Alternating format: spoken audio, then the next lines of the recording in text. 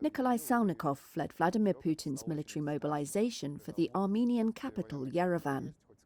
Now the IT worker sees no point returning to Russia. Tens of thousands of military-age Russian men have taken their chances abroad rather than risk being conscripted and sent to Ukraine. Salnikov fled 2 days after the Russian president declared his partial mobilization in late September. Many of my friends left. Only a couple of them are still in Russia. Some people came here, some went to Kazakhstan, some to Uzbekistan, all over the CIS. In general, they'll all be leaving Russia somehow. It's not clear what the future holds for Russia. Putin said this month the mobilization would soon be over. The draft, to cope with a lack of manpower amid a string of defeats in Ukraine, has been unpopular and chaotic.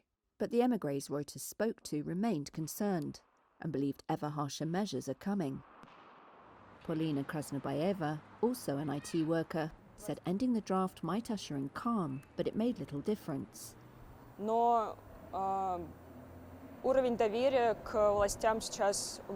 But right now, I personally have minimal trust in the authorities, so I'm not considering returning to Russia at this point.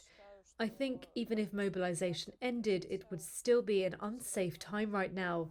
We'd only be able to plan for the very near future. I have no feeling that my fate as a Russian citizen or my husband's fate have any meaning for those making the decisions.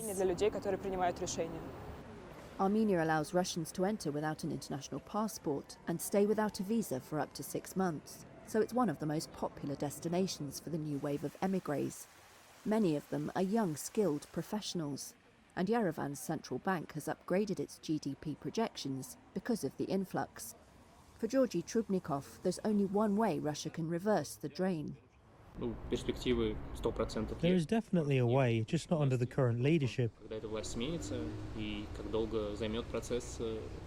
The question is when that leadership will change, how long it will take to restore the economy, and whether the new leadership has the will to implement liberal reforms. If it does not happen, we're not interested in returning to Russia.